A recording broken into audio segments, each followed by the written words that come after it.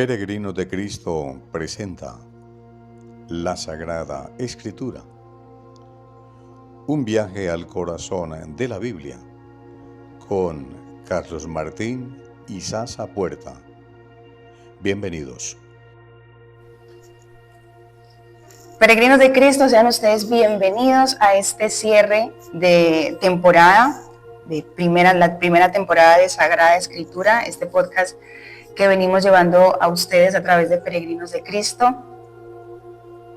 Ya el anterior capítulo, Carlos tuvo la oportunidad de darle cierre entonces a este primer viaje, a este primer tramo tan importante y tan relevante, y yo diría fundamental para continuar los siguientes tramos, las siguientes estaciones. Así que bienvenidos, sean ustedes bienvenidos a este cierre de temporada, primer temporada, titulaba Los Orígenes. Tenía 3 segmentos: lo de la creación, Adán y Eva, y Caín y Abel, ¿cierto? Muy bien. Carlos, bienvenido. Gracias, Daniela. Un cordial y fraternal saludo para ti en primer lugar y para los peregrinos de Cristo. Así es, hemos concluido el primer gran bloque. Como lo dijimos desde el principio de todo este proceso de la Sagrada Escritura, no vamos a hacer un estudio capítulo a capítulo ni libro a libro, porque se volvería algo muy académico, algo demasiado formal.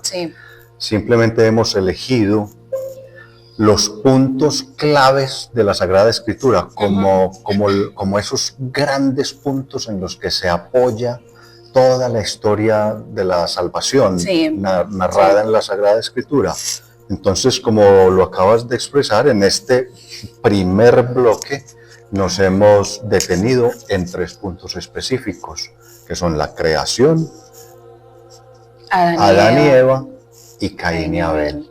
Claro. Entonces, eso es lo que hemos acabado de concluir en la emisión anterior del programa. Y es de lo cual vamos a tratar de sintetizar un poco en esta charla. Ese es el objetivo. Hoy me subo a tu barca, hoy me subo al viaje. Magnífico, esta barca es para todos. Es para todos. Entonces, bueno, voy a acompañarte un momento. Bueno, Carlos, entonces, como bien lo dices, vamos a hacer una síntesis de todos los temas que tuvimos la oportunidad de escuchar. Fueron, si no estoy mal, 21 episodios. 21 episodios, así 21 episodios. Algunos temas divididos en varios episodios. Entonces ya quienes no hayan tenido la oportunidad o no realmente pues no sabían de este proyecto, de esta serie, los invitamos para que se actualicen, porque vienen más temporadas, si no estoy mal son 7 en total. Entonces, bueno, para que no se vayan quedando atrás. Dejan de ver los realities y las novelas en la noche y empiezan a escuchar las grabaciones. Ahí las encuentran en redes sociales, en YouTube. Sí, así es, en nuestro canal de Peregrinos de Cristo. Bueno, Carlos, más allá entonces de hablar de la majestuosidad de la creación que contemplamos con nuestros propios ojos, que por cierto voy a hacer un paréntesis acá, me permites, ya que estamos hablando de estos temas. Quiero invitar también a los peregrinos que estén escuchando este podcast, que estamos trabajando, Carlos y mi persona, la EDER. Entonces, para quienes no estén enterados, para quienes no lo sepan, estamos trabajando la Escuela Diocesana de Evangelización y Renovación en Peregrinos de Cristo. Quincenalmente estamos subiendo nuestro encuentro, que se divide en 2 partes. Así que, Carlos, también invitémoslos a que... Claro, por supuesto, muy importante y es de mucho interés para todos, porque esta no es una propuesta formativa de Daniela y Carlos. Esto es una propuesta formativa de la diócesis de Jericó y está bendecida, avalada por la diócesis de Jericó en cabeza de Monseñor Noel Londoño. De manera que los invitamos también a seguir ese especial de la Escuela EDER, porque es muy enriquecedor. Mucho. Desde el punto de vista de la formación de los laicos, especialmente. Exacto. Entonces, invitados todos a escuchar, a visualizar y a aprender juntos. Así es. Bueno, retomo entonces. Más allá de hablar de la majestuosidad de la creación que contemplamos con nuestros propios ojos, ¿cómo nos invitarías a reflexionar en un sentido verdaderamente profundo sobre lo que significa para todos, creyentes y no creyentes, el sabernos hijos de un Padre que nos ama y que ha dispuesto toda esta maravilla para que la disfrutemos y la cuidemos? Bueno, Daniela y peregrinos, me preguntas por el sentido verdaderamente profundo. Sí. Ese es el énfasis que Sí. has hecho en la pregunta, Uh-huh. en el cual podemos reflexionar, pero te respondo respecto a la creación Uh-huh. y no respecto de sabernos hijos de un Padre. Okay. Porque como también me lo dices en tu pregunta, quieres orientarlo hacia creyentes y no creyentes, Sí. ¿cierto? Y realmente este es un mensaje, la revelación de Dios, la Sagrada Escritura es un mensaje para todos, Para no todos. es un mensaje religioso o para una religión específica, Sí. para una confesión específica. Entonces tengo que contestarte desde el punto de vista de la creación y no de sabernos hijos del Padre, porque los no creyentes no se reconocen hijos de un Padre, ¿cierto? Claro. Entonces, Sí. por lo tanto, esta reflexión va en el sentido de que nadie, absolutamente nadie, ni creyente ni no creyente, en ningún momento de la historia Uh-huh. ha podido crear algo que siquiera se aproxime Uh-huh. a un átomo del universo, ni siquiera a la criatura Ah. más simple, más elemental, más Ah. básica, ¿sí? Uh-huh. Nada, ni siquiera una gota de agua, con lo aparentemente simple de su composición. Sí. Uno podría decir 2 moléculas de hidrógeno y una molécula de oxígeno, eso es la composición, así se hace agua, ¿cierto? Claro. Ni eso hemos sido capaces de hacerlo, de hecho sí lo han intentado, pero el resultado ha sido una sustancia pesada que ni siquiera es apta para el consumo humano. Mucho menos, y eso teniendo los ingredientes, ¿cierto? Porque hoy tenemos acceso a conseguir hidrógeno, a conseguir oxígeno, y tenemos todos los elementos para hacer procesos químicos en laboratorios. Tenemos microscopios, telescopios, aceleradores de partículas, tenemos toda la cantidad de equipos que nos podamos imaginar. Y sin embargo no hemos podido ni siquiera hacer una gota de agua bien hecha, y teniendo los elementos, claro. Mucho menos, imagínate, sin tener los elementos, hacerlo de la nada, ¿cierto? Sí. Eso hasta hoy, a 200.000 años aproximadamente de la historia del Homo sapiens sobre la Tierra. Homo sapiens, que significa hombre sabio, humano sabio, humano pensante, el humano pensante. Que piensa. Sí, sí. Según nos lo informa la ciencia, ¿cierto? Y ni hablar del Homo sapiens hacia atrás, o sea, ni hablar de lo que la ciencia llama los homínidos, o sea, las etapas primitivas del ser humano. Sería pues impensable siquiera. Claro. Por lo tanto, y aunque los no creyentes no se reconocen como hijos de un padre, y tampoco que ese padre es el creador, tampoco lo reconocen como creador de todo lo que existe, pues sí se saben inferiores, o por lo menos incapaces de igualar lo existente, y mucho menos de explicar su absoluto y perfecto orden, armonía y equilibrio de todo lo existente. Por eso es que recurren tantas veces a teorías que rayan en lo absurdo o hasta en lo estrafalario, ¿cierto? Sí. Extraterrestres, generación espontánea, como una especie de accidente cósmico o un producto de la casualidad, en fin, verdaderos disparates, cosas descabelladas. Sí.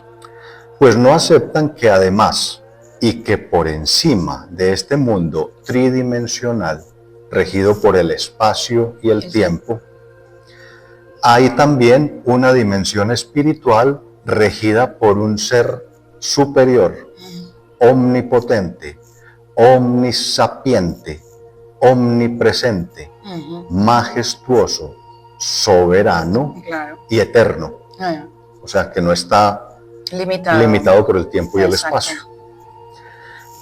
que interviene, determina y rige también nuestra dimensión material. Claro. La dimensión o la tridimensionalidad en la cual nosotros nos movemos, en la cual nosotros vivimos.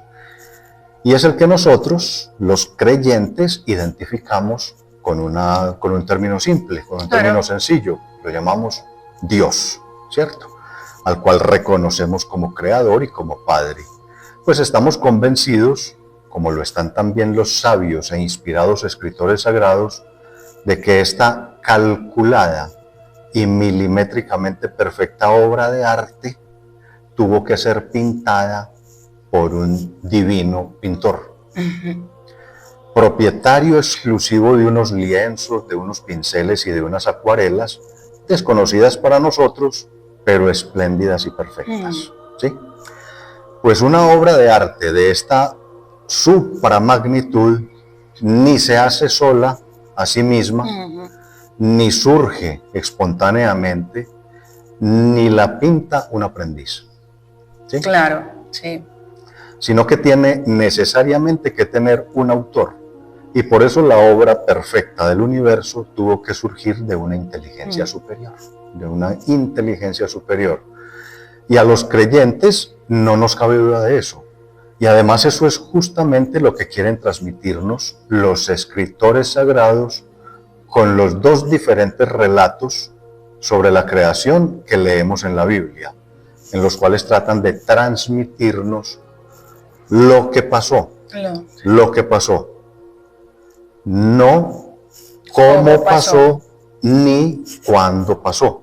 Claro. Eso, el cómo y el cuándo, son tareas que le dejamos a la ciencia.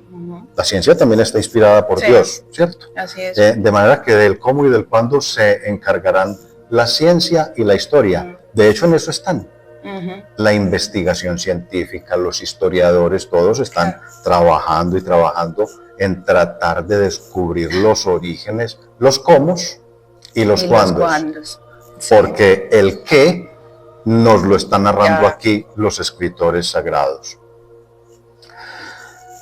Nos comunican solo lo que pasó, dentro de todas sus limitaciones y sometidos a su propia experiencia existencial.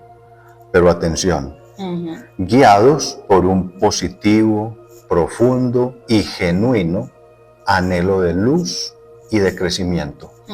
¿Sí? Que eso es lo que conocemos como inspiración. Ese profundo sentimiento de orientación al bien, hacia el crecimiento, hacia la grandeza. Esa es la inspiración. En este caso, de Dios. Porque también debemos ser conscientes que la inspiración también puede provenir, que el maligno también inspira. Claro. De hecho, lo hace muchísimo en el mundo, ¿cierto? Vemos permanentemente actos y decisiones humanas inspiradas por el maligno. Y no creemos que es así. Y así es, Sí. ¿cierto? Sí. En el mundo, un gran número de respuestas humanas están inspiradas por el maligno. Y no confundir, esto es muy importante también, no confundir la inspiración con una especie de dictado telepático o mágico de un ser gaseoso o etéreo, de un ser raro, misterioso. No, eso no es la inspiración. La inspiración es el impulso, un impulso irrefrenable, una zarza ardiente. ¿También lo podemos ver como intuición? ¿O sería diferente? No, la intuición es diferente, sí, porque la intuición es más accidental y la intuición falla. La intuición falla. Ok. Sí, la inspiración, como te digo, es como una zarza encendida. ¿Recuerdan el relato de Moisés en el desierto? Sí. Una llama ardiente que se siente dentro del corazón, dentro de sí mismo. De manera que yo creo que de esta manera podemos responder a esa reflexión que me pides, en un sentido creo que profundo, sobre desde qué óptica ver tanto los creyentes como los no creyentes esta riqueza que nos transmite en los relatos de la creación, o en sí toda la creación, toda la maravilla de la creación que tenemos a nuestra disposición para nuestro disfrute y para el cuidado de ella. Bueno, les recordamos entonces a nuestros peregrinos que estamos desglosando en este primer bloque de este podcast de cierre de temporada de los orígenes, estamos desglosando la creación. Entonces, para que sigamos en esta línea, hay una segunda pregunta, Carlos, sobre la creación. A la luz de la fe cristiana, ¿cómo podemos interpretar teológicamente el séptimo día, el descanso de Dios, como signo de plenitud, adoración y promesa escatológica?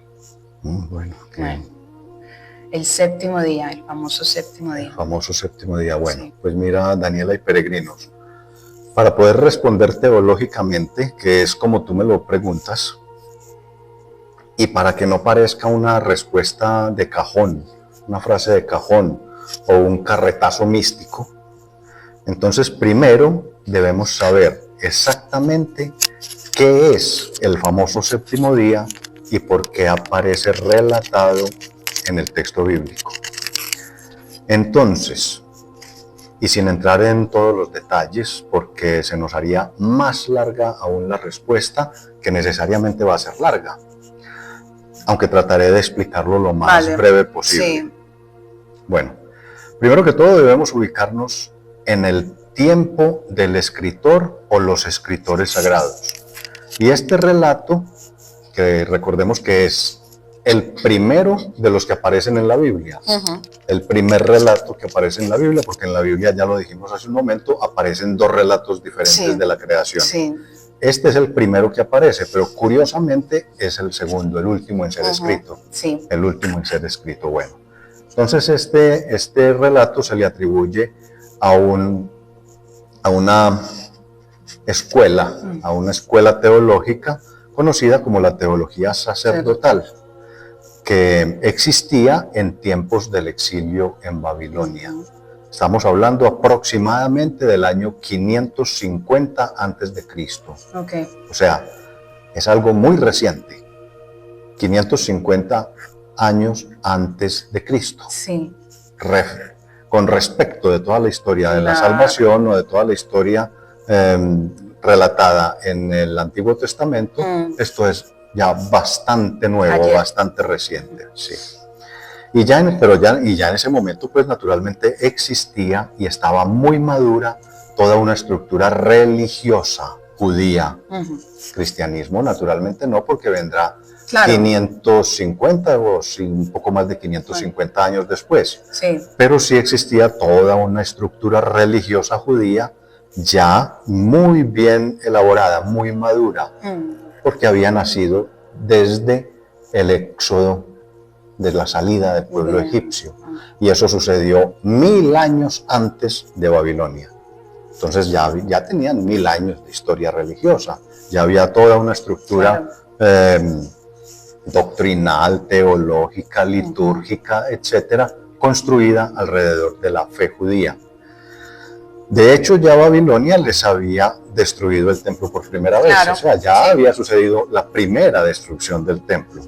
Entonces, lo que los sacerdotes escritores nos están narrando está cargado de las circunstancias particulares que ha vivido toda esa tradición sacerdotal de esos escritores. Nadie tiene una forma distinta de escribir, sino a partir de su propia experiencia y conocimiento. Claro, sí. Entonces ellos y el pueblo hebreo ya habían pasado por una cantidad de experiencias que necesariamente se reflejan en su relato. Y una de ellas es esta que le dio origen al famoso séptimo día. Vamos a verla. Y es que ellos ya se habían visto obligados desde el principio de su construcción como pueblo y de la construcción de su fe, de su estructura religiosa judía, ya se habían visto obligados a legislar respecto de unos problemas que empezaron a surgir desde la liberación de su esclavitud en Egipto. O sea, desde que empezaron a ser sociedad, porque antes no lo eran, antes eran esclavos, sí, ¿cierto? y antes de ser esclavos eran simplemente clanes Sí. separados, clanes aislados, individuales. Ellos empezaron a ser pueblo y a construir, a elaborar su edificio religioso a partir de la experiencia de la libertad, de la experiencia de la liberación de la opresión de Egipto. Entre los miembros de esa comunidad pues empezaron, como les digo, a suceder una cantidad de circunstancias, de problemas, como pasa en todas partes, como pasa hoy por hoy entre nosotros también. Entonces los líderes de aquella sociedad tuvieron que empezar a legislar, o sea, a hacer leyes sobre todos esos problemas que surgían en la sociedad, para solucionar esos problemas que surgían en la sociedad. Y eso no ha cambiado. Así funciona hoy por hoy también, ¿cierto? El día que surgieron las drogas. ¿Cuándo existía una ley antidrogas? Nunca. No. Cuando surgieron las drogas. ¿Cuándo empezaron a surgir las leyes cibernéticas para los delitos cometidos a través de las redes sociales? Sí. Cuando la tecnología llegó a ese punto. Antes nunca se habló de una ley cibernética, Sí. ¿cierto? Bueno. Pues bien, uno de los grandes problemas que enfrentaba aquella sociedad, tal vez el más grande, y que sigue enfrentando nuestra sociedad de hoy, es que siempre ha habido unos que quieren acumular riquezas y poder, es decir, que quieren ser y tener más que los demás. Y la única manera que eso se puede hacer es pasando por encima de los otros, aplastando, pisoteando, abusando de los otros. ¿Les suena? Claro. Sí. Bueno, entonces ya, mira qué paradoja, Daniela y peregrinos. Ya no eran esclavos de Egipto, pero entre ellos había unos que esclavizaban a sus propios paisanos, a sus propios hermanos de raza y de fe, negándoles incluso el derecho al descanso, exactamente lo mismo y por las mismas razones que lo hacían los egipcios antiguamente con ellos. Claro. Razones meramente económicas de tener más dinero y poder, Bueno, pues a partir de la experiencia de la libertad que ellos, no solamente ya se reconocían como pueblo, sino también como fe, como comunión de fe, como ya se los dije hace un momento. Antes de eso, pues ya, como les dije, eran solamente individuos o clanes separados. Además, a partir de esa experiencia, ellos reconocen en ese acto libertador la mano de Dios, porque esa era una liberación imposible. Sería como si tratáramos hoy de derrotar al imperio dominante del mundo. Eso no lo podemos hacer desde nuestra pequeñez. Entonces ellos ven en ese acto liberador de aquella potencia, de aquella gran potencia que era Egipto, ellos ven la mano de Dios. Y entonces empiezan a construir su fe judía. Antes de eso solo eran experiencias aisladas sobre Dios. Ellos no tenían una elaboración teológica como tal. Sí. Simplemente eran experiencias más que todo en las personas de los patriarcas. La experiencia de Abraham, la experiencia de Isaac, de Jacob, pero no había una estructura religiosa. Y mucho menos comunitaria. Era de clanes familiares. Abraham se lo hereda a su hijo Isaac, Isaac se lo hereda a su hijo Jacob, pero no era una experiencia religiosa comunitaria. Sin embargo, esa misma libertad que recibieron como don de Dios, ellos mismos se la negaban o no se la dejaban disfrutar a sus hermanos, que ese es el punto clave aquí. Dejamos de ser esclavos de una potencia extranjera y empezamos a ser los esclavizadores de nuestros propios hermanos, de nuestros propios iguales, ¿sí? No los dejaban disfrutar de la creación de Dios, Ese es nuestro tema, Sí. En los orígenes, en este caso pues de la creación. Eso era lo que le impedían disfrutar a sus propios hermanos. Sí. Para ellos disfrutarla más, le negaban ese derecho a sus hermanos. Eso es paradójico. Y así seguimos siendo, ¿cierto? Sí. Porque eso no es que haya cambiado mucho, que digamos. Entonces esta ley del Shabbat, ahí sí vamos ya a entrar al punto. Esta ley del Shabbat o del séptimo día o del sábado, del famoso sábado, que esa palabra en realidad significa es reposo o descanso. Claro. Shabbat significa descanso, no significa nada más.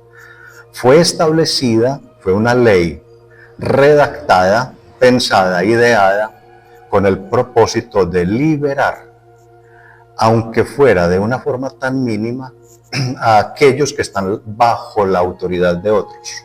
Okay. ¿Sí? Y esto tiene dos sentidos, aunque fuera mínima, digo, porque no era sino un solo día a la semana, un día a la semana de descanso. Sí. Y esto, como les digo, tiene dos sentidos. El primer sentido es hacer libre al hermano como Dios quiere que seamos todos. Ahí vamos ya encontrando la razón teológica, que es por la que tú me preguntas, sí, ¿cierto? Sí. Entonces, dándole libertad al hermano, estoy complaciendo ese deseo de Dios, porque Dios, imagínate que los liberó de Egipto, a todos, sin condiciones y sin privilegios, todos igualiticos. Entonces estoy complaciendo a Dios. Y el segundo sentido es que liberando al hermano, estoy imitando a Dios. Claro. El Dios que es libertador, que nos libera, que nos da la libertad. Cuando yo doy libertad, estoy imitando a Dios. Eso me convierte en verdadera imagen y semejanza de Dios, ¿cierto? Y con eso ya estoy adelantándome, como te digo, al trasfondo teológico por el cual me estás preguntando, me consultas, ¿cierto? Sí. Pero continuemos. Entonces, por eso establecieron legalmente en sus códigos legales que en el Antiguo Testamento, y especialmente en esos primeros 5 libros del Antiguo Testamento que nosotros llamamos Pentateuco y que para ellos es la Torá, Sí. que significa ley, son los libros que compendian la ley de Dios o la ley del pueblo hebreo. Entonces ellos en todos esos códigos legales, porque hay en el Pentateuco o en la Torá hay 3 grandes códigos legales. Está primero el Código de la Alianza, que es el más antiguo, escrito en el libro del Éxodo a partir del capítulo 20, que empieza inclusive con los 10 mandamientos. Ese es el primer código legal. Después está el segundo código legal, que es el deuteronomista, el Deuteronomio, y después hay un tercer código legal, que es el Código Levítico, ¿cierto? Que es más de temas religiosos, de temas litúrgicos, de temas sagrados. Pues bien, entonces en sus códigos legales establecieron la ley del sábado, como les iba diciendo, o ley del Sabbat, que es el descanso de un día a la semana, lo cual es claramente una ley laboral, es una ley laboral. Por esa razón es que ellos escriben este relato de la creación, ellos quienes, los sacerdotes de la teología sacerdotal, 550 años antes de Cristo, aunque están hablando de una historia que se supone que sucedió en un momento indeterminado, no sabemos cuándo, pero muchos años antes, ¿cierto? Sí. Están hablando de la creación, pero lo están escribiendo 550 años antes de Cristo, ¿cierto? Muy recientemente. Ellos escriben este relato de la creación teniendo en cuenta eso que ya habían tenido que hacer al momento de escribir el libro, ya habían tenido que legislar para corregir ese problema, otorgando el sábado como ley, como norma de descanso, que de hecho así se llama el Shabbat, es descanso, reposo, para tratar de corregir todos esos problemas de abusos que habían dentro de su propia sociedad, unos abusando de los otros. Muy bien, creo que hasta ahí vamos claros, bien, ¿cierto? Sí. Por esa razón entonces es que ellos escriben este relato de la creación con esa estructura semanal, con esa estructura de 7 días, pensando en que el séptimo día lo tenían que dedicar a eso que ya se estaba practicando tantos años después, o sea, en el 550 antes de Cristo, para que hubiera un día de descanso. Y además lo presentan, naturalmente, como esto es relato teológico, esto es un relato teológico, entonces lo presentan como una expresión divina, ¿cierto? Ok. Dios trabajó 6 días, Dios descansa el séptimo, nosotros también, ¿sí? Entonces lo presentan como una expresión divina, pero eso no fue suficiente. Y aquí viene algo muy interesante, yo sé que les va a gustar. Pues los acumuladores de riqueza siempre se las ingenian para que echa la ley, echa la trampa, ¿lo han oído? Echa la ley, echa la trampa. Y entonces era necesario hacer más dura, empezó a hacerse necesario hacer más dura la ley, porque los acumuladores empezaron a ingeniársela para seguir explotando a sus paisanos, para seguir explotando a su gente, aunque los dejaban descansar para cumplir lo mismo que hacemos tantos católicos. Claro. Vamos a misa el domingo para cumplir, pero en semana estamos dándole duro al pecado, ¿cierto? Que esa es pues una de las grandes fallas de nuestra espiritualidad, que es una espiritualidad de cumplimiento de ritos o de cumplimiento de preceptos. Pues allá pasó lo mismo. Ellos le daban el día de descanso, pero empezaron a explotarlos en otros sentidos, a abusar de ellos el resto de los días de la semana, etcétera, etcétera. Entonces, como les digo, fue necesario hacer más dura la ley. Lo que nosotros conocemos como reformas, que está tan de moda en Colombia, y por las mismas razones, porque hay unos que están pasando por encima de los otros, ¿cierto? Por eso hay que hacer reformas a la ley.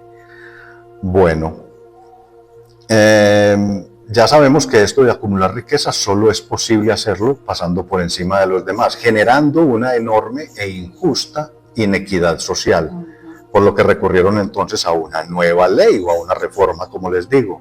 Y se trata también y la respuesta fue algo muy famoso, también lo conocemos, cuando se los diga lo van a identificar ahí mismo. Es el famosísimo año sabático, el año sabático, según el cual, además de un día de descanso, de un día semanal, el sabbat, que es el día de reposo a la semana, también había un año de reposo, incluido el cultivo de la tierra, ¿cierto? Sí. Incluido el cultivo de la tierra cada 7 años. 7 años. Un año de reposo cada 7 años. Entonces, miren, primero fue el séptimo día, el famoso sabbat, un día de la semana. Ahora hubo que hacerla más fuerte para ver si logramos controlar a estos ambiciosos y codiciosos, que los hay y lo han sabido a lo largo de toda la historia de la humanidad. Entonces ya además de ese día de la semana hubo que poner un año cada 7 años a ver si se lograba frenar esa acumulación de riquezas en unas pocas manos que estaba generando una injusticia, una inequidad social impresionante. Claro. Muy bien. Pero no saben qué pasó. ¿Qué pasó? Tampoco funcionó. Tampoco fue efectivo para controlar pues esa inmoral y nefasta acumulación y concentración de riquezas en unas pocas manos. Y entonces, y además fue contraproducente, porque ¿a quiénes era a los que les iba peor en ese séptimo año? En ese año de no siembra, de no producción, a los más pobres. A los más pobres era a los que les iba más mal en ese año de descanso. Entonces fue contraproducente. Y fue necesario entonces hacer una nueva ley o una nueva reforma legal. Las famosas reformas, que aquí en Colombia están tan de moda. Y fue el igualmente famoso, este sí que les va a gustar, jubileo. Estamos en año jubilar, ¿o no? Bueno, entonces el jubileo tan actual, puesto que estamos celebrándolo en la iglesia, aunque ya hoy lo celebramos, como lo celebramos en la iglesia, es con una connotación casi que meramente ritual y espiritual. Simplemente, ya se ha perdido casi totalmente su origen o su esencia social, humana, encarnada. Y ya lo practicamos casi que únicamente de forma espiritual como un ejercicio penitencial y de indulgencia, ¿cierto? Ya ni siquiera, por ejemplo, mencionamos temas como, que fue muy mencionado en el jubileo del año 2000, pero ya, por ejemplo, ni se menciona casi el tema de la deuda externa. Yo recuerdo que en el año 2000 se hablaba mucho, se solicitaba mucho en ese año jubilar que se perdonara la deuda externa, la inmoral e injusta deuda externa de los países más pobres. ¿Qué tal, por ejemplo, si hoy habláramos de la deuda ecológica, en la que tanto nos insistió el Papa Francisco? Sí. Pero no, lo estamos practicando únicamente en un sentido espiritual personal, de perdón de mis pecados y de indulgencia de la... bueno, tú sabes que el pecado tiene dos consecuencias, que son la culpa y la pena. La culpa es la que me borra la confesión, el sacramento de la confesión, y la pena es la que se supone que debemos cuadrar o en esta vida o en la otra, y entonces es a esa a la que queremos acceder al indulto de la pena, ¿cierto? Que se nos perdone la pena. Entonces, es en ese sentido que lo celebramos. Bueno, y este jubileo consistía en que cada 50 años todas las deudas que existían en el pueblo de Israel, en el pueblo dentro de esa gran comunidad hebrea, eran perdonadas. Todas las deudas. A romper las letras, a romper los pagaré, a romper todo eso, ¿cierto? ¿Te imaginas la cara que pondrían los bancos? Bueno. Y todas las propiedades volvían a sus originales dueños. Sí. Todos los peregrinos de Cristo que quieran ir a nutrirse de la fuente encuentran las normas del jubileo en el libro del Levítico, en el capítulo 25. Ahí están todas. Bien. Pues los casos de esclavitud, de préstamos abusivos y arbitrarios, y los casos de despojos de tierras, despojos de propiedades, esclavitud de los hijos, de uno mismo, de la esposa, etc. Los casos de prostitución de las mujeres, de mendicidad en los señores, de todo esto, estaban al orden del día. Igual que hoy, exactamente igual que hoy. Entonces, bueno, después de todo este viaje tan largo, te dije desde el principio que de pronto era un poquito larga la respuesta, pero entonces mira, después de todo este viaje tan largo, como tu pregunta va en el sentido teológico, debo decir que tanto el Sabbat, como el año sabático y como el jubileo, fueron intentos de aquellos sabios del pueblo, del antiguo pueblo hebreo, desde el Éxodo hasta el exilio en Babilonia, habían ido construyendo, habían ido madurando todas estas estrategias, todos estos intentos para establecer en el pueblo hebreo la justicia de Dios, la justicia que Dios quiere y espera de todos y para todos, la misma que Él, la misma que Dios nos entregó con su creación, dándola para el disfrute de todos. Por eso está relacionado con el tema de la creación. Bueno, Carlos, ahí teníamos entonces, nos dabas la respuesta al primer segmento de esta primer temporada, los orígenes, y en este segmento la creación. Ya vamos a pasar entonces al segundo segmento, Adán y Eva. Adán y Eva. Bueno, hablemos de Adán y Eva, Carlos. ¿Qué revela la misión confiada por Dios a Adán y Eva sobre el propósito original del ser humano dentro del plan creador? ¿Qué revela? Bueno. ¿Qué revela? Lo que revela es que los Adanes y las Evas que menciona el texto y que somos nosotros, estamos haciendo todo lo contrario a lo que Dios espera, quiere y espera de nosotros, ¿cierto? Eso es lo primero que revela, vernos reflejados en ese espejo y vernos despeinados, lagañosos, adormecidos, pálidos, en fin, ¿cierto? Nos vemos en ese espejo de la creación que nos presenta este relato de Adán y Eva y nos vemos realmente demacrados. O sea, nos vemos perdiendo el examen, perdiendo la materia. ¿Cuáles fueron esos propósitos originales que nos menciona el relato bíblico?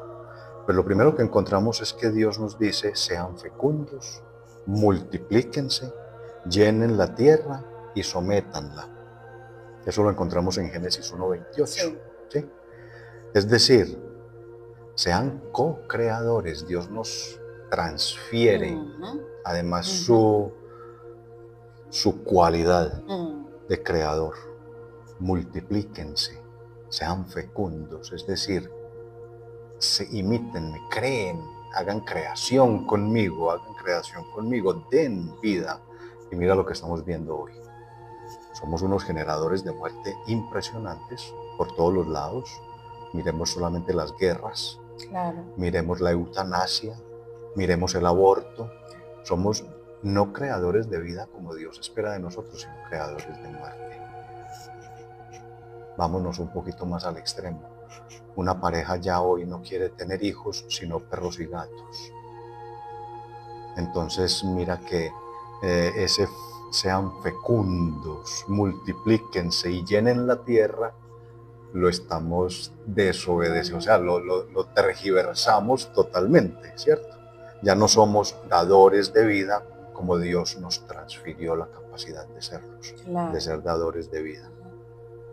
Y sobre ser autoridad, porque nos dice sometedla en el sentido de administrenla. Ustedes son los que toman las decisiones, y las decisiones que deben tomar es para administrarla positivamente, la creación. Sí. Y mira en lo que nos hemos convertido, en unos destructores de tal tamaño que en este momento estamos muy cerca ya del punto de no retorno.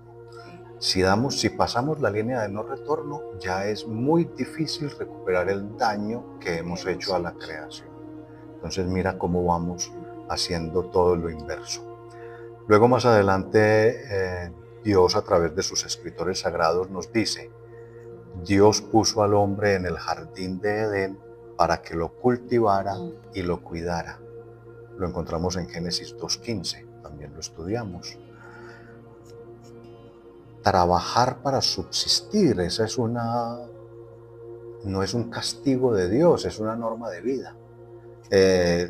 Mi subsistencia, la subsistencia del ser humano, debe buscarla ejerciendo una actividad, debe desplazarse a buscar su alimento, a buscar su refugio, debe construir sus espacios. Esa es una de las tareas que Dios nos puso ahí. Y mira que ya hoy el trabajo, pasa algo muy paradójico que lo analizábamos en el segmento anterior. Los que más tienen son los que menos trabajan. Así es. Y curiosamente, los que más trabajan, ve a mirar, por ejemplo, un campesino en las montañas, cultivador de cualquier cosa, de café o en las costas, cultivadores de algodón, de arroz o en cualquier parte. Esos campesinos son las personas que más trabajan y son los que más necesidades y más carencias tienen. Y los que menos trabajan son los que más disfrutan y los que más tienen, debido a unas reglas y a unas leyes que ellos mismos han hecho para cuadrar el mundo de esa manera, para descuadrar el mundo de esa manera. Entonces trabajar, cuando el hombre nos dice para que la cultiven y la cuiden, son muy pocos los que trabajan realmente, o los que trabajamos, yo quiero incluirme ahí. Y vigilar y mantener, porque dice y cuidarla. Eso implica vigilar y mantener. Ya lo comentamos en el fragmento bíblico anterior. Estamos haciendo lo contrario. No la estamos cuidando, la estamos destruyendo. Cuando deberíamos mantenerla, que nos da todo, pero debemos mantener ese sustento. Por ejemplo, en el caso tuyo o en el caso de las personas que tienen empleados, que cuidar es darle a esos empleados el salario justo, claro. Darles el descanso justo. Mira que ahí volvemos al tema del Sabbat. Mira que el Sabbat fue el día de descanso. El año sabático fue el año de vacaciones. Y después el año jubilar es el que buscaba que todo estuviera en manos de todos. Claro, ¿cierto? Entonces eso es lo que perseguimos con las leyes. Y Carlos, eso se ve mucho ahora que lamentablemente hay lugares donde no se valora el empleado y se le maltrata bastante. Muchísimo. Y claro, en medio de la hambruna y de la necesidad, pues algunas madres se someten, otras no. Así es que ese mecanismo de presión está implícito dentro del mismo sistema. Sí, Cuentan con él, nadie se va a dejar morir de hambre. Entonces, esta persona tiene hambre, va a realizar el trabajo que otro realizaría, total. por tanto, este lo va a realizar por la mitad. Ujú. Entonces, es una de las técnicas de explotación. Aquí lo vivimos con los Horrible. venezolanos. Horrible. Cuando vinieron los venezolanos no se les daba trabajo por la mitad de lo que se le pagaba a un local. Claro Sí, que sí. sí. Ah, bueno, ahí lo tienes. Bueno, y para terminar, mira, más adelante nos dice, pueden comer de todos los árboles del jardín, menos del árbol del conocimiento del bien y del mal. Esa fue la otra, Que ahorita vamos a ampliar el tema. otro de los propósitos originales, Sí, ¿cierto? sí. Entonces, ¿qué nos estaba diciendo? No a la arrogancia, no a la prepotencia de creernos superiores. Claro. Volvemos al mismo punto y vivimos hoy en día creyéndonos unos superiores a los otros e incluso prescindiendo de Dios. Ujú. Ya hemos descartado a Dios. Sí, Dios, ya. ¿qué es eso? Por Ujú. Dios. Yo aquí el opción. que manda soy yo. Ujú. Entonces, hay un poder superior a nosotros, pero lo desconocemos. Carlos, pasemos a la figura del paraíso, de la serpiente, el árbol, el fruto prohibido. Desde el estudio que nos hiciste en esta primera temporada, ¿cuál es la lección más poderosa que nos deja todo este contexto? Contextualicemos en esta pregunta los mensajes más relevantes de cada elemento. Ah, bueno, entonces empecemos de atrás para adelante. Empecemos contextualizando los mensajes más relevantes de cada elemento y ahí vamos entonces haciendo la reflexión o buscando la lección que nos deja todo este contexto. Empecemos, me mencionas 3, ¿cierto? El paraíso, la serpiente. Te menciono varias: paraíso, serpiente, árbol y fruto prohibido. Exacto. Bueno. El árbol y el fruto prohibido pertenecen, pues, están ligados. Okay. El árbol y su fruto. Bueno. Empecemos entonces con el paraíso. Para no extenderme mucho, porque ya lo encontrarán mucho más ampliado en la emisión de ese tema, el paraíso se refiere al estado de plenitud, al estado de paz, al estado de tranquilidad, de infinito, que puede encontrar, que puede vivir el ser humano. Eso es el paraíso. Aquí. Sí, ¿no? Aquí. Es que es eterno. O sea, es sin tiempo y sin espacio. Digámoslo en otros términos, empieza aquí y no termina. Debe empezar desde ya y desde aquí, ¿cierto? Okay. Ese es el paraíso que debemos buscar. El estado de plenitud. Ese es el paraíso. La serpiente. Uno de los emblemas faraónicos, para recordar brevemente desde dónde viene ese tema de la serpiente. ¿Por qué no elegimos animales más feos? Porque, por ejemplo, a los escritores sagrados no les dio por poner en el árbol una cucaracha, que todos le tenemos tanta pereza a las cucarachas. Pues eso tiene una razón de ser, ¿cierto? Sí. Y es que uno de los emblemas faraónicos del imperio egipcio, volvemos a ese tema porque es que ese tema es crucial, crucial en la historia de la salvación, en la historia del antiguo pueblo hebreo. Sí. Es tan crucial el tema de Egipto y del Éxodo para el antiguo pueblo de Israel como lo es Jesucristo para el nuevo pueblo de Israel, para nosotros. Bien. Entonces les decía que uno de los emblemas faraónicos de aquel imperio egipcio era el llamado úreo. Y el úreo era la representación de una serpiente cobra erguida, levantada, elaborada en las diademas o en las coronas que llevaban los faraones en su cabeza. Sí. Y que representaban a la diosa Wadjet, que era la diosa protectora de Egipto y del faraón. Estamos hablando de una diosa pagana, ¿cierto? De mitología, ya esto es mitología.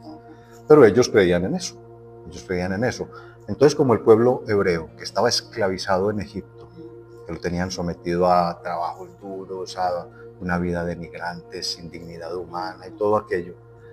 Lo que veían por todas partes era el emblema de la famosa culebrita esa, Sí. de esa serpiente, la veían Obrigada.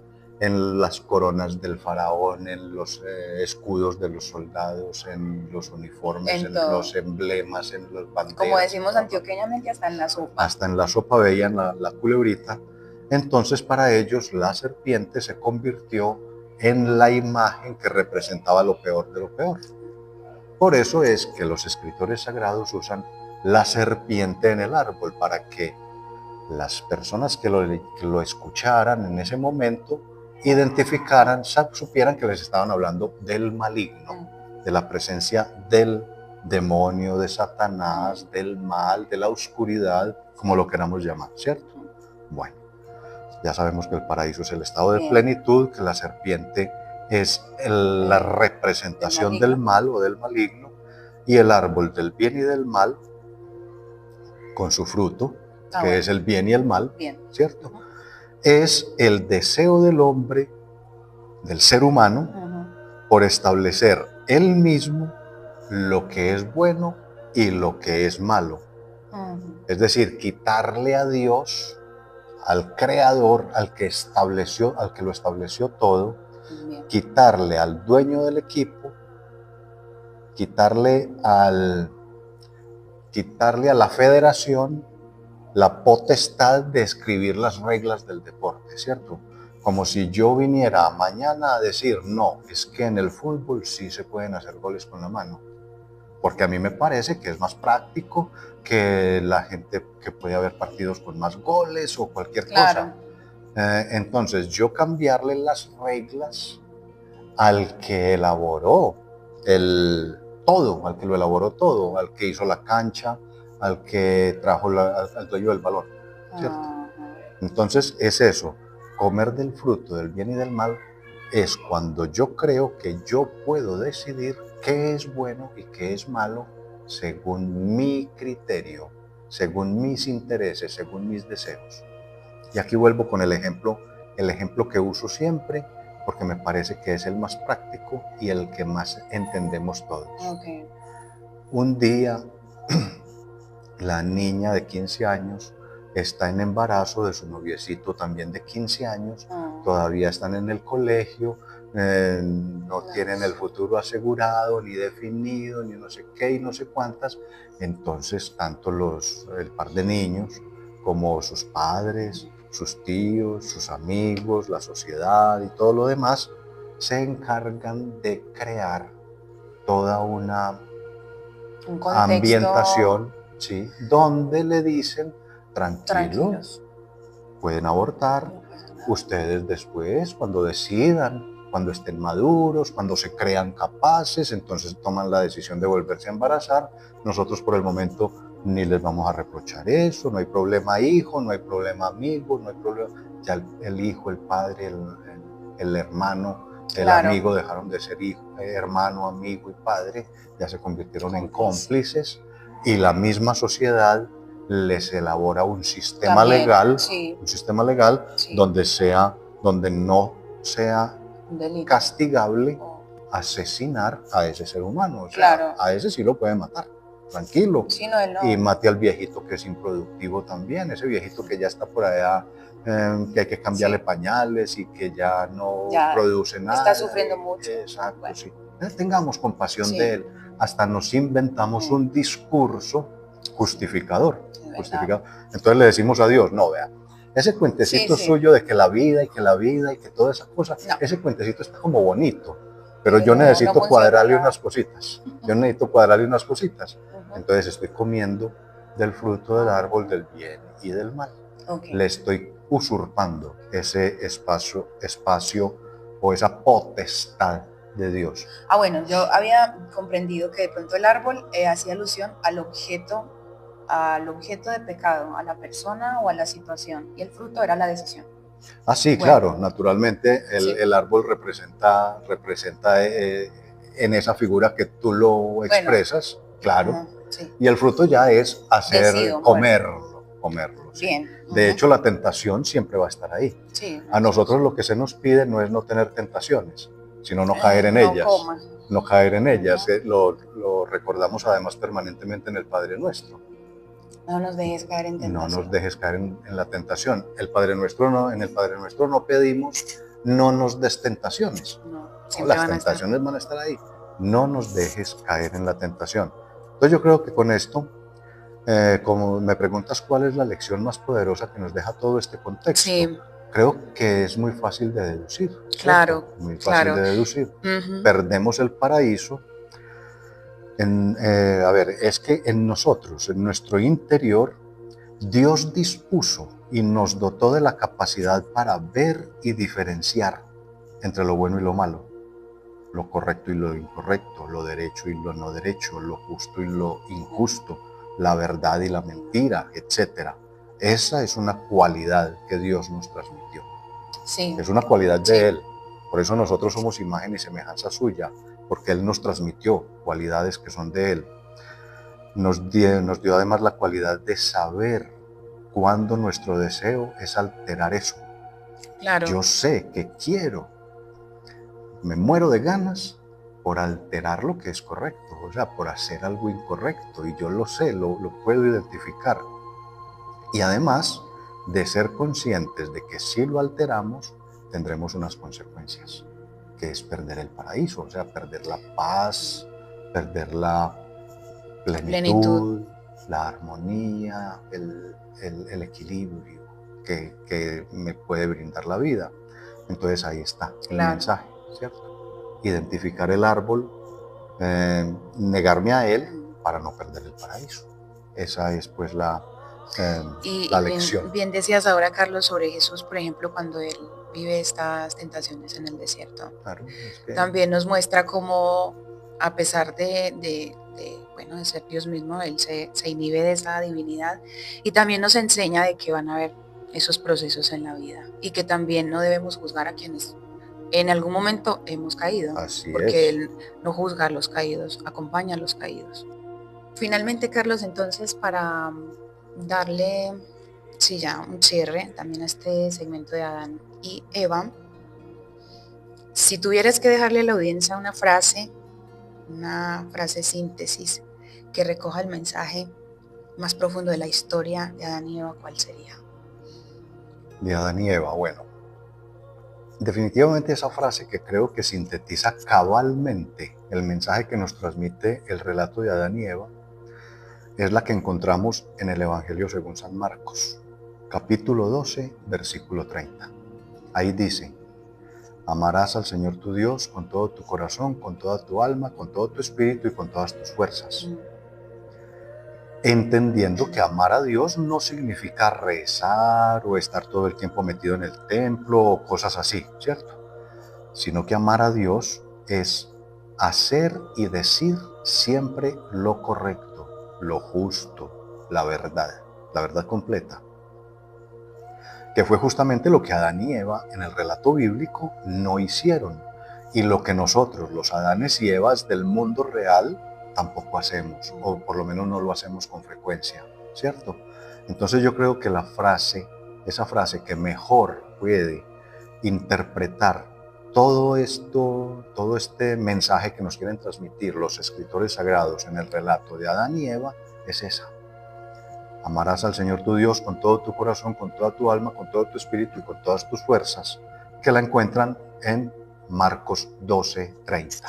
Ok, muy bien. Bueno, Carlos, entonces entramos al tercer y último segmento, Caín y Abel. Sí. Resaltemos entonces la dimensión teológica del relato de Caín y Abel, que nos revela esta historia sobre la libertad humana, el pecado y la responsabilidad frente al otro, y cómo se actualiza esta realidad en nuestras relaciones de hoy. Bueno, ¿qué nos revela? Pues que están claros tanto la libertad humana para hacer el bien o para hacer el mal. Eso está clarísimo, ¿cierto? Clarísimo. Que frecuentemente optamos por el mal, pero que tenemos la libertad de elegir el bien, Sí. Eso queda claro, Sí. ¿cierto? Eso no tiene discusión. nos queda claro también que el mal no solo existe, sino que además atrae poderosamente.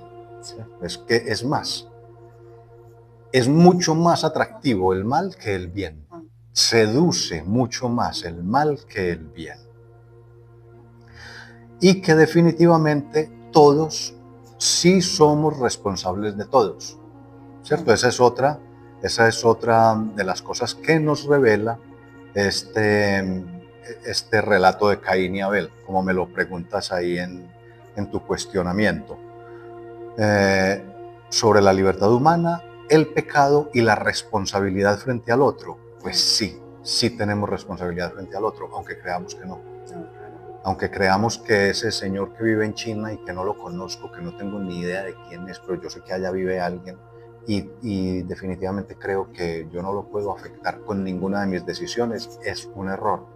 Si yo decido tumbar un árbol, talar un árbol aquí, estoy afectando todo el ecosistema universal. Si yo aquí decido apoyar, por ejemplo, aquí en nuestra propia región de la diócesis de Jericó, en este suroeste antioqueño, si decido promover o apoyar explotación minera, estoy afectando al otro, aunque vengan los cuentos de la generación de empleo y los cuentos del progreso y del avance y del desarrollo. En el fondo, en realidad, lo que estoy haciendo es afectarlo porque estoy destruyendo el hábitat, el sustento de millones de personas. Entonces estoy faltando a esa responsabilidad que sí tengo con el otro. Entonces definitivamente sí somos responsables de todos y tenemos que responder todos por todos. Y respecto de ese punto en nuestras relaciones de hoy, que es la parte final de tu pregunta, pues definitiva y tristemente el comportamiento mayoritario de la humanidad hoy por hoy es el cainismo. Un cainismo agudo y crónico.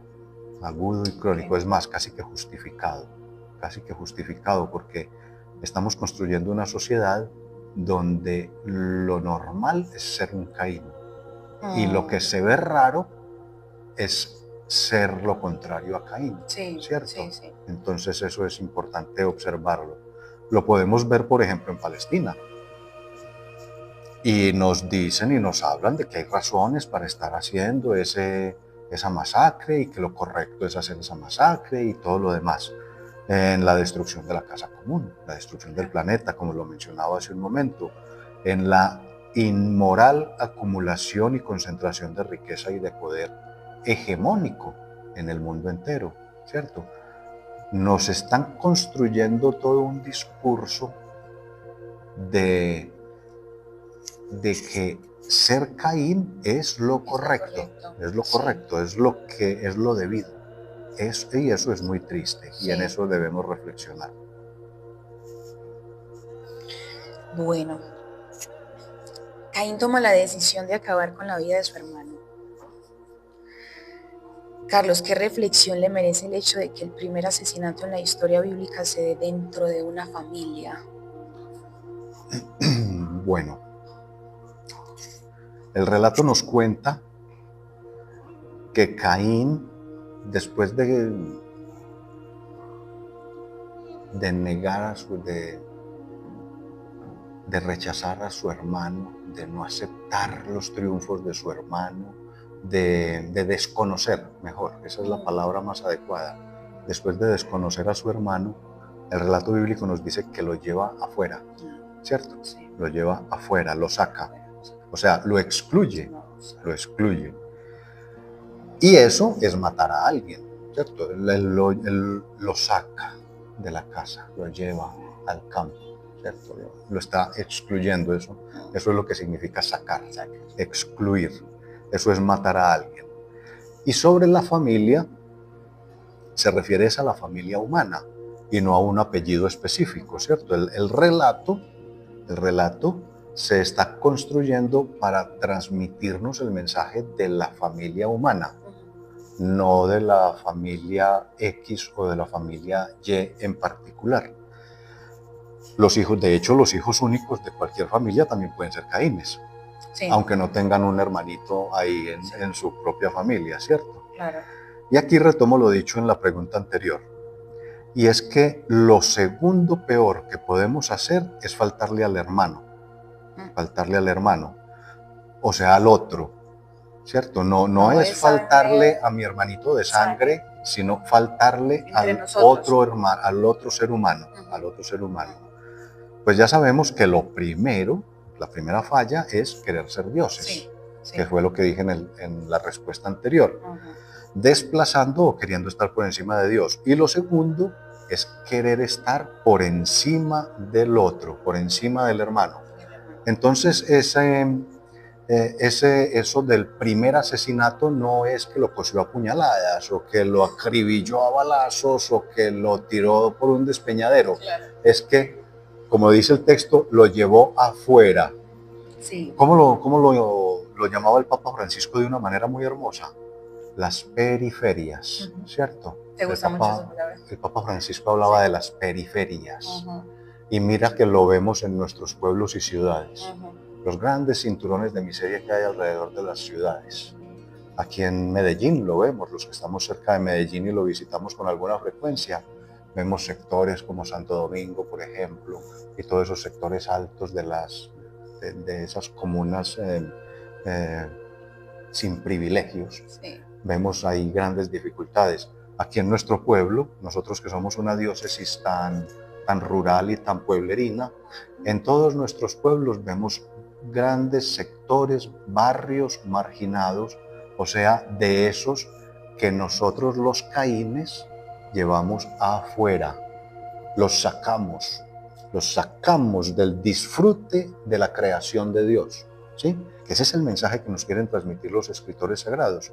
Entonces ese es el asesinato que hacemos, sacar, excluir, desconocer al otro como mi hermano, Y sobre el hecho de que sea una familia, sí, pero no se refiere a la familia X, para buscarla en el directorio telefónico según el orden alfabético, no, se refieren a la familia humana en general. Eso es muy marcado, por ejemplo, en la historia global. Si vemos la realidad global del mundo, vemos que Caín está en el norte global y en el sur global está el hermano muerto, el que desconocemos, el que excluimos, el que explotamos, el que sacamos, está en el sur global, mientras que en el norte global está Caín. ¿Sí? Eso lo vemos en nuestra cosmología. ¿Cómo explicarías que Dios, a pesar del castigo a Caín, impone también una marca para que nadie le dé muerte? ¿Qué nos dice esto de la pedagogía divina respecto a la justicia y a la compasión? Bueno, es que esa marca nos la puso, la tenemos todos los Caínes. ¿Y quiénes son todos los Caínes? Todos los Caínes somos todos los seres humanos, ¿cierto? Todos somos Caínes para alguien. Y alguien es Caín para nosotros. O sea, eso de que nosotros vamos a elegir, no, yo más bien me escojo el papel de Abel. No, todos somos Caínes. Sí. Todos somos Caínes de alguien y todos somos Abeles de alguien también, ¿cierto? Entonces todos los seres humanos tenemos la marca de Caín, porque todos tenemos la tendencia de Caín. Claro, la tenemos. Claro. La podemos manejar y es la invitación que nos hace Dios a través de los escritores sagrados. Ser capaces, como sucedió en el relato bíblico, que Dios, de hecho Dios nunca habló con Abel, como si para Dios Abel, aunque optó por él y lo defendió, pero como si para él Abel no tuviera mucha importancia porque jamás habló con él. Con el que se dedicó a hablar todo el tiempo fue con Caín. ¿Para qué? Para recuperarlo. Primero para convencerlo, después para recuperarlo, ¿cierto? Bueno, entonces todos tenemos la marca de Caín porque todos tenemos esa misma marca. La marca se refiere a que nadie tiene el derecho de matar a Caín. Y esto no se refiere a matarnos físicamente, sino a condenarnos por nuestros actos caínicos. Recordemos que la muerte teológicamente hablando, que tú me has insistido mucho en en todas las preguntas por respuestas teológicas, ¿cierto? O por lo menos desde la teología. Yo no soy teólogo, pero responder desde la teología. La muerte no se refiere al final de la vida física. La muerte, teológicamente hablando, se refiere a la condenación eterna, ¿cierto? Sí. Entonces es esa la que no podemos propinarle a nuestro hermano. Claro. No Sí, podemos sí, sí. condenarlo. Ojo, pilas, que usted no es el que condena a su hermano. Eso hace parte de la marca, ¿cierto? Sí. Además, porque puede, y muy seguramente, yo soy más Caín que el que voy a condenar. Entonces, pilas con eso, que de pronto somos más Caíncitos nosotros. Entonces, empecemos diciendo que la famosa marca de Caín no era, ni es, ni nunca ha sido un signo visible, un signo físico, ¿cierto? Vale. No es ni un tatuaje, ni una cicatriz, nada.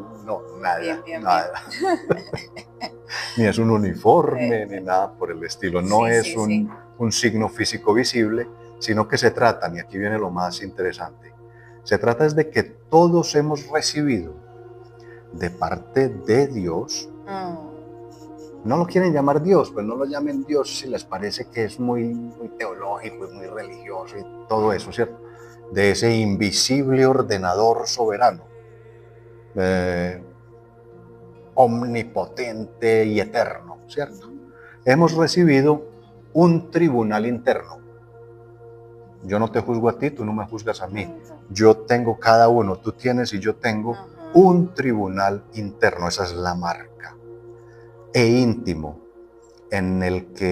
al que llamamos conciencia y mediante el cual Dios, ahí es donde se hace presente Dios, en la conciencia de cada Caín. Pero es que no lo vivimos así. Eso que relata el texto, claro, cuando Dios va donde Caín y le dice, bueno, ¿y entonces dónde está su hermano?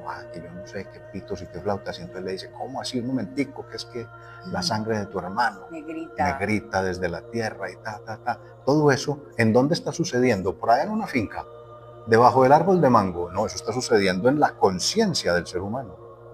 En la conciencia del ser humano, ¿cierto? Es ahí donde Dios me está diciendo, ¿pero qué hiciste? ¿Cómo se te ocurrió hacer eso?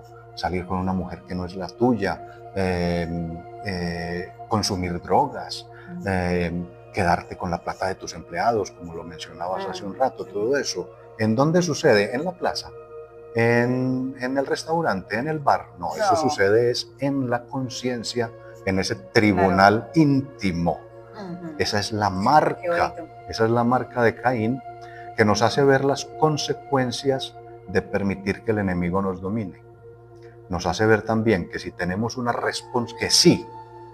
tenemos una responsabilidad con nuestros semejantes. Además nos hace sentir la gravedad de nuestros errores y la necesidad de asumir la responsabilidad por ellos y de repararlos. Pero sobre todo nos muestra ahí en ese tribunal de la conciencia, que no estamos condenados de inmediato. Esto es lo más grandioso, que a pesar de la gravedad de nuestros errores, Dios nos está protegiendo de la muerte. ¿De cuál muerte? ¿De cuál muerte fue que protegió a Caín? ¿De que no le dieran un tiro o una puñalada? No. De la muerte que él quiso proteger a Caín fue de la muerte eterna, de la condenación, ¿cierto? Claro. Dándonos acceso a los recursos como la reflexión, el arrepentimiento, el cambio, la reparación, recordándonos que la justicia divina no es primeramente punitiva. O sea, Dios lo primero que hace no es castigar. No es castigar. La justicia de Dios no es un castigo. Fundamentalmente punitiva, no es castigo, sino que primero incluye la posibilidad del perdón. Da tiempo de reflexión. Exacto. Esa es la marca de Caín, mostrándonos que aunque Dios es justo, porque eso es inapelable, habrá justicia, también es compasivo. y que siempre la primera puerta que Él deja abierta y la que nunca jamás cierra es la del perdón. Incluso aunque Caín, o sea tú y yo, o cualquiera de los peregrinos, nunca entre por esa puerta. Aún así, esa puerta siempre permanecerá abierta, como efectivamente no lo hizo el Caín del relato bíblico. El Caín del relato bíblico nunca entró por la puerta del perdón.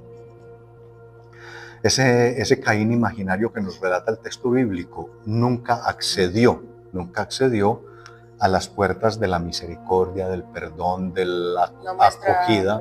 No, jamás. De hecho, sí, él siguió, él nunca dio paso atrás, igual que Adán y Eva tampoco, igual que nosotros tampoco, ¿cierto? Que ese es el punto de reflexión que nos quiere plantear el texto. No es contarnos una historia vieja que no pasó, sino contarnos una historia de hoy que sí está pasando. Que nos sirva para hoy. Exacto. Aún así siempre estará abierta esa puerta para nosotros, para todos los Caínes reales y que tenemos la misma marca. La marca de Caín la tenemos nosotros. Pues esa es la marca de Caín que impide que Caín sea condenado. ¿Cierto? Yo te pondría una marca para evitar nadie mata a Caín. Exacto. Nadie mata a Caín. Bien, Carlos, entonces para finalizar, vamos a la última pregunta. Vamos entonces a hablar un poco sobre, entonces, no solo verlo como ese drama familiar, sino el espejo, como un espejo de la condición humana. ¿Qué llamada crees que nos hace Dios hoy a reconciliar nuestras propias heridas, superar la violencia interior y restaurar el valor sagrado de la vida y de la fraternidad? ¿Qué crees que nos está queriendo decir Dios? Es que el mayor drama familiar que tenemos hoy por hoy en el mundo es justamente el drama de la familia humana, de la que hablábamos también en la pregunta anterior, ¿cierto? Sí. Que es al que se refiere el relato, ¿cierto? El relato no se refiere, como ya te dije, a una familia doméstica, ¿sí? Sí. Específica, no. Sabemos, porque lo aprendimos en los relatos de Adán y Eva y de Caín y Abel, que los dos grandes dramas del mundo, y eso es lo que nos quieren enseñar los escritores sagrados, son, primero, desconocer a Dios, y segundo, desconocer al otro, desconocer al hermano. De hecho, sabemos también que no es posible amar a Dios sin amar al hermano. ¿Cierto? Claro, sí. No es posible, que yo amo mucho a Dios, que yo soy muy piadoso, un hombre de fe, pero los pobres, los negros, los indios, No, mejor no me le arrime mucho, no me le arrimo mucho a esos. Entonces, es imposible amar a Dios y no amar al hermano. Por lo tanto, y miren, para que hagamos este ejercicio, pero no solamente aquí. Claro. Quedémonos con ese ejercicio dándonos vuelta en la cabeza, con este ejercicio dándonos vueltas en la cabeza. Por lo tanto, si amamos al hermano, significa que ya estamos acercándonos al corazón de Dios también. ¿Sí o no? Ok. Si amo al otro, ya Dios me está viendo con ojos de amor, ¿o no? Bien. Sí, listo. Y eso significa que es mucho más grave el drama actual de la división de la familia humana que la crisis de fe del mundo. Es mucho más grave. En esta lógica del razonamiento que estoy planteando. Exacto. Y la solución no es yendo primero a Dios. La solución es yendo primero al hermano, porque como ya lo dijimos y lo sabemos, no es posible estar cerca de Dios mientras estemos lejos del hermano. Entonces la solución es yendo primero al hermano. Entonces el único camino para ir a Dios es a través del hermano. Bueno. Tarea dura tenemos, ¿no es cierto? Porque es que tenemos el mundo desorganizado. apoyamos a los que desordenan el mundo. Los apoyamos hasta en las elecciones. Votamos por los privatizadores, votamos por los que tienen proyectos mineros extractivistas, votamos por los que incrementan la deuda externa, votamos por todos esos, votamos, Sí. pero arrancamos el domingo para misa. Okay. Arrancamos el domingo para misa, no sabemos los misterios del rosario y hasta los rezamos de vez en cuando, vamos a las alabanzas de los jueves, no nos perdemos discurso del Papa, pero estamos lejos del hermano, le estamos destruyendo el planeta al hermano, estamos desplazando las comunidades indígenas, estamos arrinconando a los negros, estamos haciendo un montón de cosas que no estamos haciendo nada. Si estamos lejos del hermano, nunca jamás estaremos cerca de Dios. Eso es muy importante que lo tengamos en cuenta y lo dejo para el raciocinio permanente nuestro. Carlos, entonces llegamos al final de esta primera temporada. Qué maravilla haber viajado contigo. Fueron 21 episodios de viaje. Fue muy grato, fue muy bonito y sé que para los peregrinos también. ¿Qué nos espera la segunda temporada? Para mí también, Daniela, ha sido un gusto, ha sido un placer viajar en esta nave, en la nave de la revelación de Dios, con todos, contigo y con todos los peregrinos de Cristo. Para la segunda temporada, ese segundo gran bloque que queremos o que les propongo que exploremos de la Sagrada Escritura del Antiguo Testamento, será la maldad creciente del ser humano. Okay. Hasta ahora ya descubrimos cuál es nuestro primer tropiezo y es querer suplantar a Dios. Nuestro segundo tropiezo, pasar por encima del hermano. Ahora vamos a empezar a explorar esa maldad creciente, porque esto va a seguir creciendo, Sí. En el mundo. Y también lo vamos a dividir en 3 segmentos. El primer segmento nos vamos a concentrar en Noé, en aquel gran profeta, patriarca, Noé y el diluvio. Después vamos a pasar por los descendientes de Noé, los nuevos pobladores de la tierra, y finalmente la Torre de Babel. Ahí en esos tres escenarios, que no es la totalidad del mensaje bíblico, porque ya, como les dije al principio, sería muy complejo. Muy voluminoso. Sí. Pero sí son como los 3 puntos claves que nos van a dar la respuesta al por qué la maldad sigue creciendo en el mundo. Recordemos que uno de los factores motivantes de la Sagrada Escritura, de esas motivaciones que tuvieron los escritores sagrados para hacer semejante obra, que es la Biblia, fue responder a esas preguntas trascendentales que el ser humano siempre se ha hecho. En este caso, por ejemplo, con Adán y Eva, con Caín y Abel, y todo esto que vamos a explorar en el segundo bloque, vamos a seguir de la mano de esos escritores sagrados averiguando por qué el mal en el mundo. Por qué, la razón del por qué existe el mal en un mundo tan maravilloso. Eso es lo que continuaremos haciendo en el segundo gran bloque, que será la maldad creciente del mundo. Gloria al Padre, al Hijo y al Espíritu Santo. Amén.